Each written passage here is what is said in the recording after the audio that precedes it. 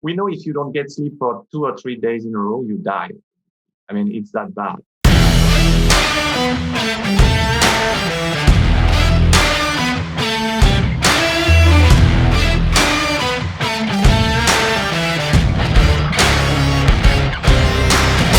Hey, welcome back to All In. I'm your host, Rick Jordan.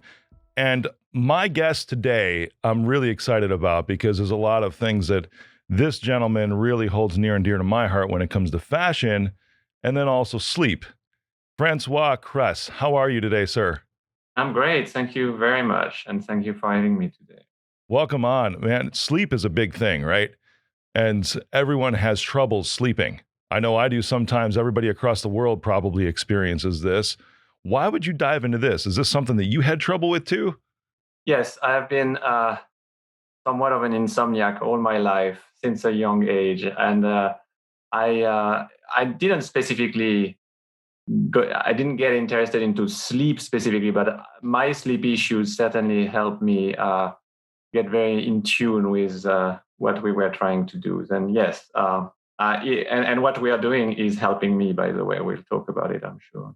That's exciting. Yeah. What are you doing? Because you're with Feelmore Labs, right? And there's this amazing device that you have. I was checking it out online, and I'm really intrigued, my man. Tell me about this thing. Yes, and at Filmore Labs, we have been for the past 4 years and so really trying to understand how we can impact the nervous system and the brain by vibrating on the skin, very simply. And then by applying very specific vibrations, very light vibration. Long story short, we nailed it a few years ago, and we have the ability to help you with stress and sleep in a very discrete manner by applying vibration 20 minutes a day on your skin behind your ears. And by doing that, your brain evolved in a way which makes you handle stress much better, and stress and sleep are very interrelated. And then you sleep better as well. You say that your brain evolves into a better way. Does it rewire or something like that? How does this work? Your brain constantly wires and rewires. As you probably heard before, what fires together wires together, which is a neuroscience kind of saying, which means that we repeatedly make your brain fires those networks which are involved into anxiety modulation and stress modulation. And as you fire them every day behind the scene, you don't feel anything really while you do it, they become stronger. And then you handle stress much better. Interesting. So you say throughout the day that I looked at the device on the imaging, and it looks like it goes kind of behind your head. Oh, you have it right there. Hey, that's awesome. Yeah. So everybody watching on YouTube.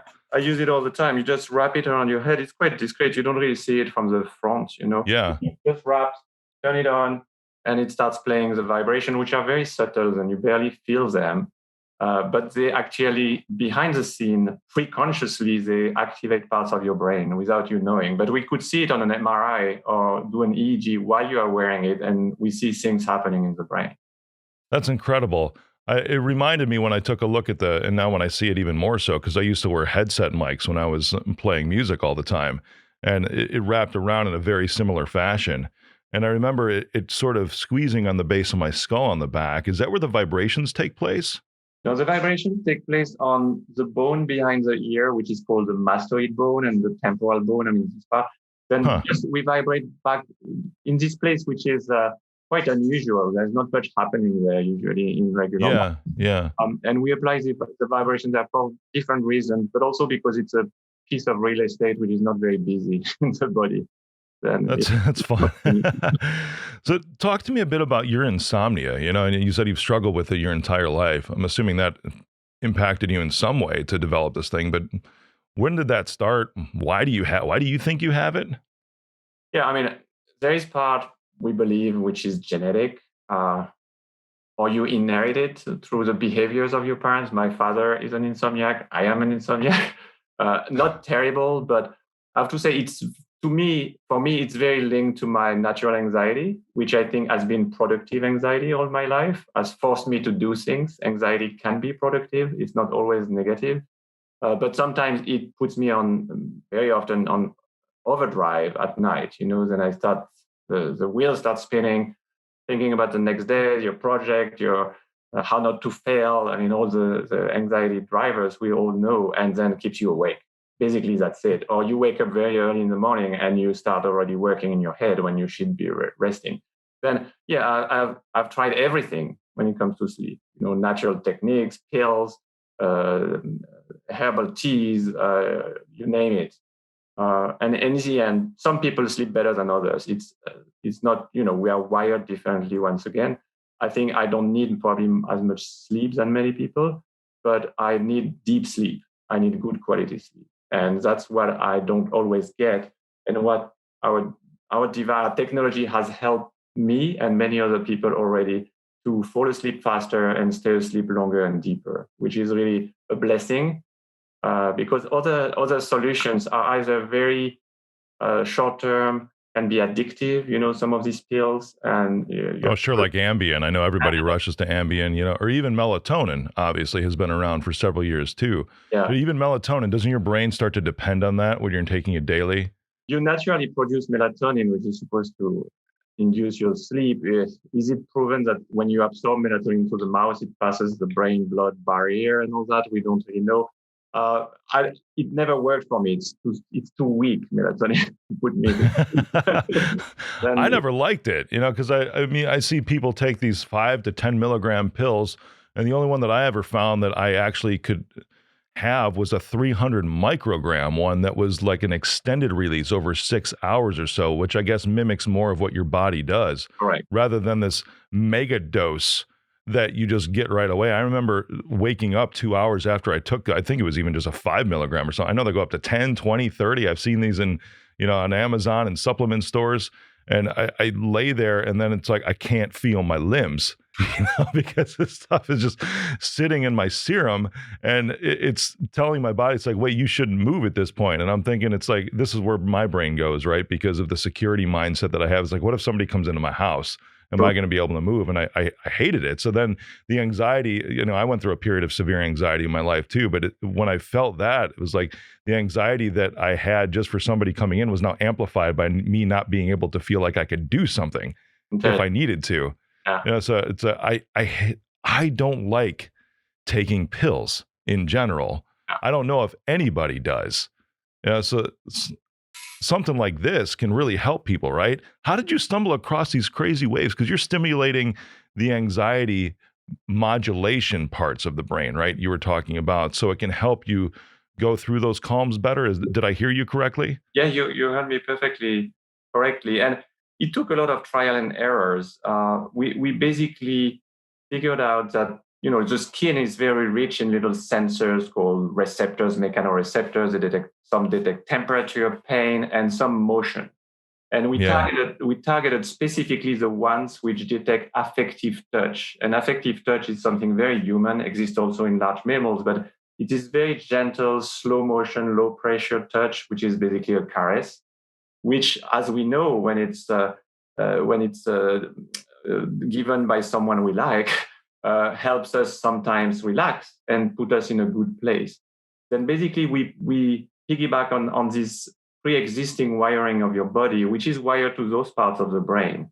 And by activating those sensors in the skin, we activate and modulate those parts of the brain because it's all wired to there. Then it's actually very simple in the sense that we are using something which has been with us forever, but we are, especially in these days when we have less, obviously, connection with people, physical connection with people, is not necessarily available as much as we need it. We need touch.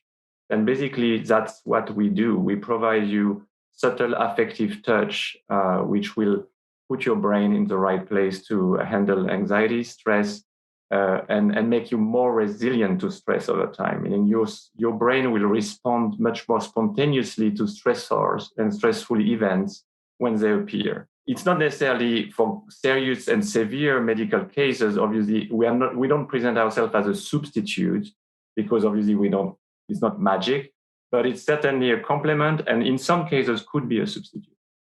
Yeah. Why did you dive into this, man? I mean, where was that spark that one day you're like, I'm going to make this thing that wraps around your head and subtly caresses you? Yeah, that's interesting. And obviously nothing happens like that. I mean, it sounds good as a story when you have a eureka moment. It takes time. I joined this project early on with a bunch of researchers from MIT, Harvard Medical School, who were looking into more broadly into what happens when you vibrate on the skin. The placements around the head, around the body, because we know about these receptors. We know that nerves end in the skin, and if you vibrate on them, something happens. And there was a long time, I was very interested in the potential because it's a very light technology. It's not invasive. It's easy to use. And I saw the potential, and maybe we can connect with my background too at some point. I saw the potential to make it maybe even a cool device, a cool wearable, which could make you socially, enhanced because you take care of your mental wellness, but at the same time does actually something. Then it becomes an accessory in your life, which is not only stylish and cool, but actually does something positive to you and helps you go through the day and the night. Then that was this combination which fascinated me because I like science, but I also like what makes people feel better about themselves by wearing something. Sure, and looking good too at the same time, right? I said pre-show that I wore something special for you because I saw your background, and you've been part of major luxury brands, the Prada, Louis Vuitton, Fendi, and then Bulgari. I wore my Bulgari Reactor Feminissimo just for you today. Yes. Wow, thank you. One of my favorite pieces that I have, it's just incredible. And I got it from the Bulgari Boutique in New York City on Fifth Avenue. This is, you look on the side, it's number 1 of 15. It's the limited edition. It's pretty fun. I like looking good, and I'm sure you do. And when you put that on, I noticed that it's very fashionable. Yeah, the idea was and we picked, a neutral color for now. And we may have collaboration in the future with artists or fashion designers. For now, it's something we wanted to be either something you want to display or something you can also be more discreet about. It also depends a lot on your hairdo or your hair color, your skin color. Even you can really, but it's discreet while there are still some details which are visible. And depending on who you are, you may want to brag about it or you want to be discreet about it. But we want it to be totally easy to integrate into your daily life. You can walk on the street if you still do that with it on your head. You can commute, you can do that at home, you can do that in bed before sleep. Then the idea was to be very, we don't want to push too hard. It's a new technology. It's something yet another thing you have to add to your daily routine. Then let's make it as easy as possible and as cool as possible. And that was really the impetus behind it. And design element, it still looks how it looks. We can make it better, but I think it's pretty decent for a wearable. I like it. Yeah. Back in the days of when my kids were babies, you were talking about human touch. And I remember getting them to go to sleep, if they were in my arms, there was something, I would just lightly caress even over their eyebrows and down the sides of their temples. And you would start to see their eyes get heavier and heavier. It was never cry to sleep or rock them to sleep. It was just simple touch is all that it was. And I love that, and to your point, it's like human beings require touch, but how much touch? Because there's people out there that say, I don't like to be touched, right? And that's probably from some trauma in their life or something like that. I would think so, even when they're very young. How much touch does a human being really need? That's an excellent question, which I'm not sure there is a straight answer to. There is certainly a daily need for touch. That's a connection with others. That's what you noticed, especially parents, children. I have 4 kids. I know you have twins, right? Yep, I sure do. And then we all know how much they crave for that, and it's so important for their development and for the trust factor.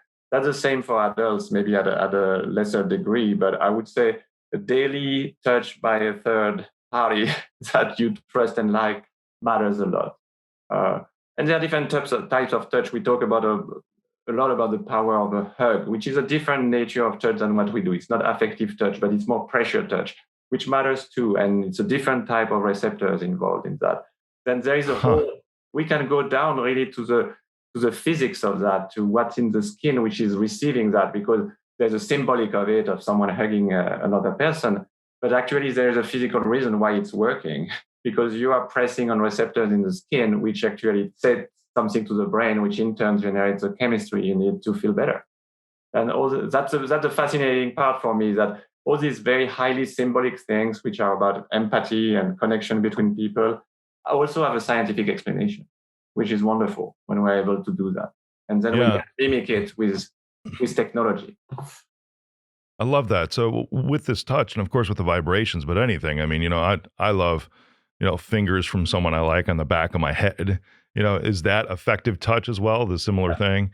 Yes, Yeah. So anything light and slow is affective touch. That's that, basically the thing. that's fun. So how does what does it stimulate in your brain? Obviously neural pathways, but does it stimulate dopamine? Does it stimulate serotonin? How does this function chemically? Yes. Then I'm not going to make any claims there, because we have done a lot of clinical testing at a very high level of confidence and seriousness. We haven't done any chemical analysis, so we haven't looked at the neurotransmitters of the hormones. That's a project we have. That's very involved. You need to take a spinal tap or do that on animals, which we don't want to do. Wow. Yeah. It's much more complicated. But in theory, we know what part of the brain is involved. That we can see in MRI studies. We can see a lot of stuff happening with EEG. We did a lot of EEG studies. Then we can assume that all the neurotransmitters you mentioned are involved. But we don't have, and we believe that we want to be very true to science, and we don't make any claims that we have not backed by data. Then I cannot tell you for a fact, but it should be present, and we'll look at it in the years to come. That's awesome. And one thing that's going on in my head, how did you go from fashion to this? Then, as you said before, first of all, fashion and luxury are slightly different. It's a bit of a nuance, but they intersect. But you have fashion, which is not luxury, obviously. Oh, sure. Luxury is a very broad and has been extraordinarily successful in the past 30 years, growing in different parts of the world. And now it's mostly China is really driving the conversation. Then listen, I was there at a great time. I am a scientist by training, mostly, in math. I ended up working for LVMH. You're probably familiar with the group. Bernard Arnault has also a scientific background, by the way, the group. He's now, I think, the third richest guy in the world, and he did pretty well getting into luxury. Hired me at an early stage in the 90s, and I worked all around the world on many of the most prestigious brands in the world. Loved it. But I always wanted to go back to science at some point. I missed, it was wonderful. First of all, it's a business, and you learn how to run a business. It's beautiful. You deal with a lot of creative people. But I was missing that kind of very, rational component, which you find in science. Then when I got this opportunity, and I sat on some board of biotech companies along the way, which really opened up for me another world. And I thought always, all that time I was thinking, how do I combine those? Everything I've learned to build these wonderful, beautiful brands based mostly on craftsmanship, and managing to build those beautiful brands, which basically sell very expensive stuff to people who don't need it. That's basically what luxury does, which is a talent. You have to build the marketing is very subtle to get to that level. And then how do you apply that to actual product to actually do something? How do you combine those? Because those worlds are so separate, and I've been so separate for so long. Maybe in tech, you would say Apple was probably the closest to create a dream through the brand and not being just an engineering brand with functionalities. Then I saw that. I like your past tense on that Apple was the closest, because I don't feel that they so much are anymore. It takes a visionary. It takes a visionary at the helm. That's why those luxury brands, those fashion brands, some of the successful ones are so powerful. Even if the product is what it is, it's because there's a vision behind. And you can have beautiful engineered made product which really do something. They have great functionalities, but they miss that point. There is no vision behind them. That's the difference between maybe the Apple of before and the Apple of today. I don't want to get in trouble for saying that, but yeah.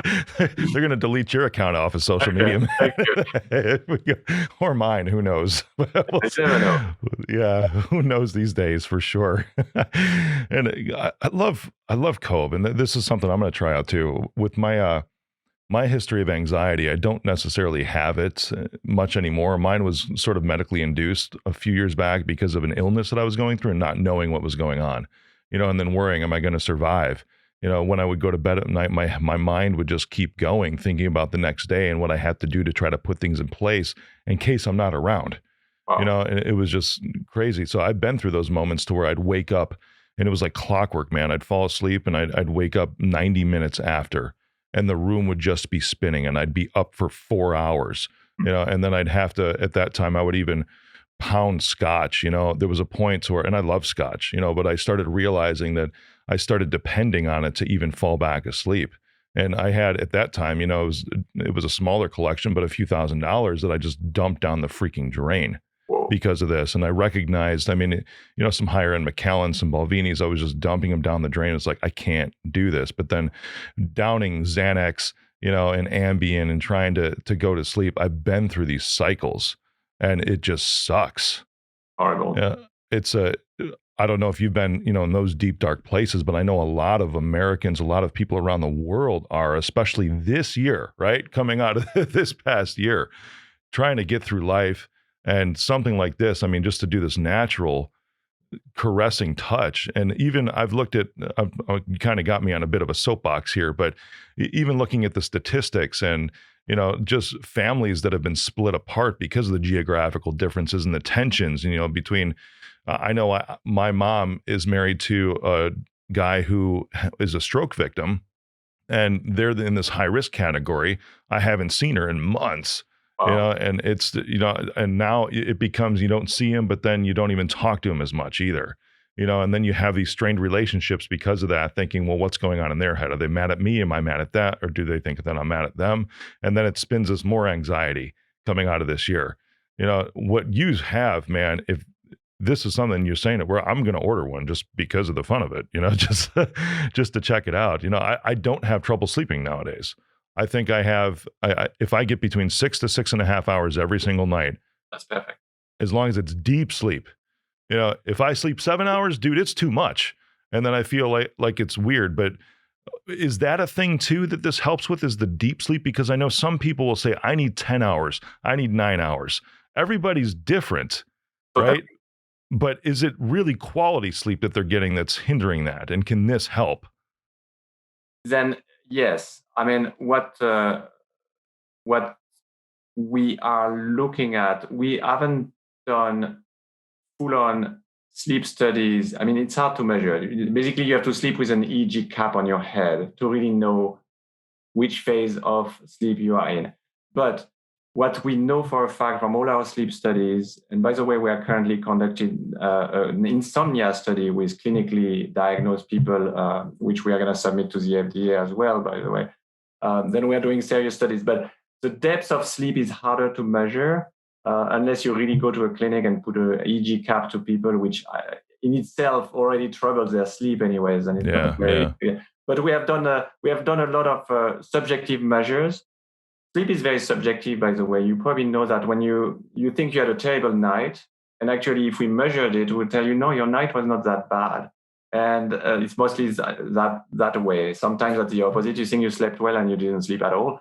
Then it's extremely subjective, and people are most of the time wrong about assessing their own sleep. Then, oh, really? That's fun. Yes, that's very interesting. But from a self-assessment standpoint, people feel that they sleep better. And we also did, obviously, objective measurements using some tools not as involved as EEG.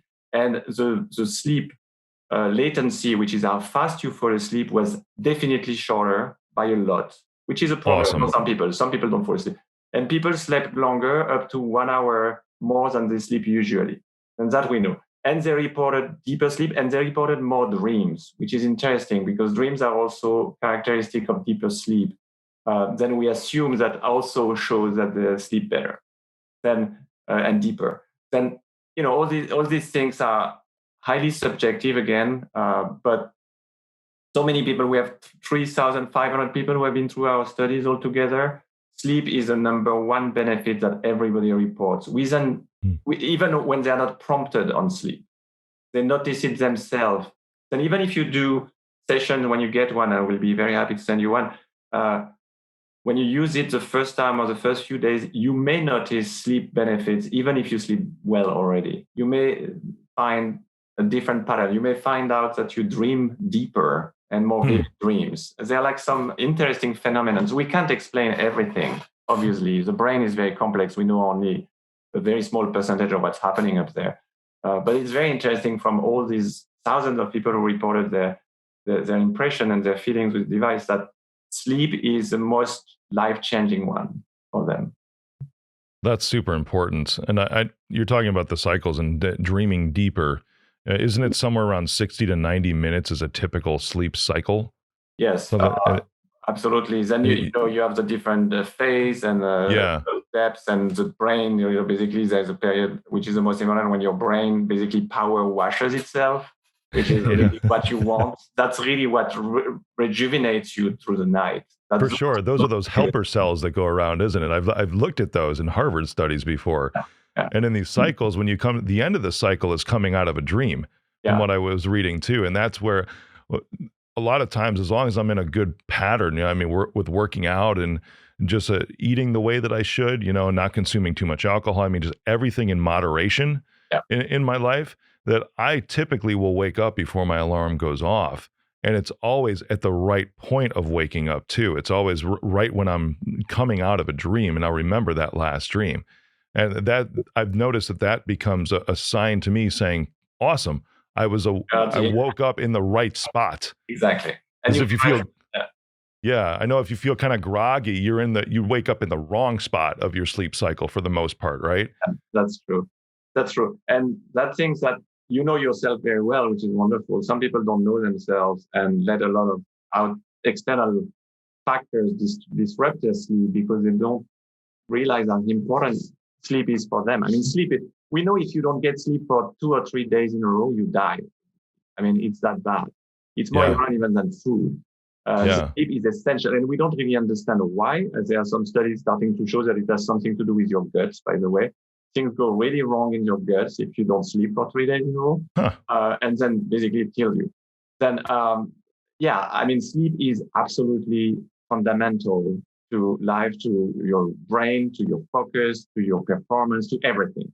Then if we can help even marginally, that has huge implication and amplified benefits on your daily life. And that's what we are very, very excited about. And we'll keep studying, and we are improving the technology. But again, try it. Let us know if you feel anything. Yeah, no, I'm excited. I pretty much try anything in life. There's those obviously in the world that are always going to have the question, how safe is it? Because is it going to give me a headache or something like that if it's vibrating my bones, of my head? But what's the answer to that? I'm sure you've done lots of studies, but how safe is it, man? Yes, and that we have really obviously taken extremely seriously, and because we have dealing also with the FDA for our medical branch, it's just about numbers. Statistically, 3,500 subjects in our studies, some with actual medical claims, some just people like you and me with light issues of stress or sleep. No side effect reported. And the beauty of it is that when you try it, you will see those vibrations are so subtle that you barely feel them at all. Then we are not vibrating your bone, to be honest. We are vibrating your skin. It doesn't even reach the bone, those vibrations. And that's what's important because we are targeting the nerve endings in your skin. We don't really care vibrating your head. Then and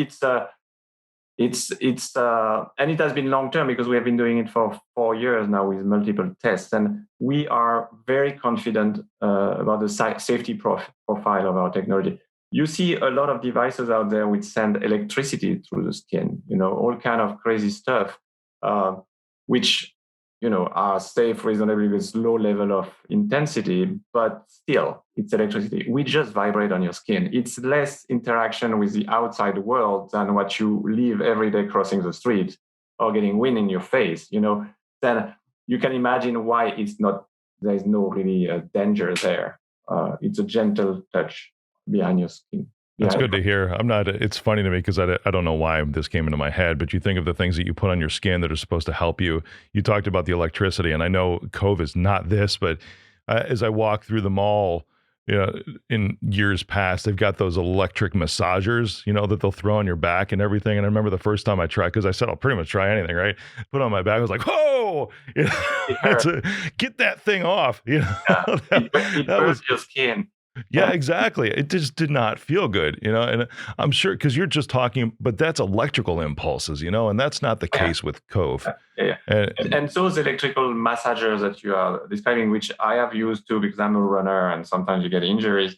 Um, yeah, do you they, like them? I don't like them, man. they work. I mean, if you go to the chiropractor or whatever, they put these big electrodes on your back, and basically you get spasms. That's the Yeah, idea. exactly. You need It's not right. It's not natural. not natural. The benefit is that when your muscle spasms, you actually get rid of some knots in it. That's the whole ambition, is to like let Huh. it's to get the body to flow better. And it works in that area, but it feels horrible. And it's actually burning you locally. If you look with a microscope, you'll see burns on your skin. Yeah. Really? Well, it is electricity. Good God. The crazy things that people come up with. I mean, that's great, but that just seemed a little medieval. Something that wraps around my head and just like gently vibrates my skin, that's a little more gentle. And It, that's like I said, it's like the touching of the baby, like I did with my kids.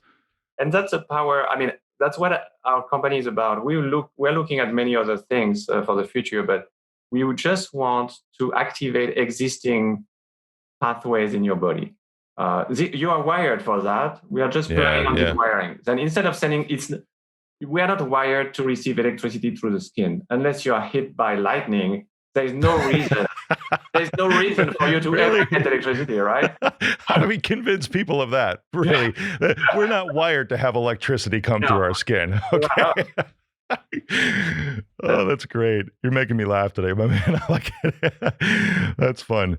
I appreciate what you're doing. It's really exciting to me.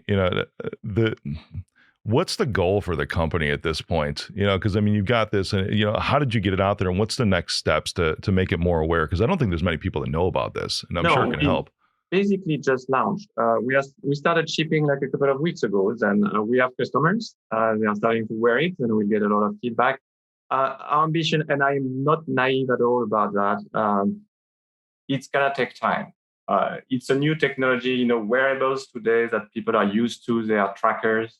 We all have them. I have a Garmin watch. I have this, I have that. There are rings. There are everything. What do? They take your vitals, and you have to look at a dashboard on your phone to act upon it. It's biofeedback. You extract something from your body, you look at data, and then you act upon it. You change your behavior, you walk more, you run, you do this, you do that. There are plenty, and those are great. They work, but it's still a very active, conscious process. You have to learn about yourself and act upon it, and it's a closed loop. I almost didn't like those either. I've done the sleep trackers, man, and I look at that, and then I see like, oh, last night was a bad night. Am I gonna get a bad night tonight? And the sleep tracker gave me sleep anxiety because you got it. Beautiful, exactly. The problem of that, it's data overload. It's generating more anxiety because you are anxious of looking at your dashboard the next morning. How did I sleep? And it becomes a vicious circle. I mean, some can help. Don't take me wrong. I use it for running, for instance, of a specific athletic performance. I think they're great because I improve my running by looking. Oh yeah, right on. Yep. Yeah.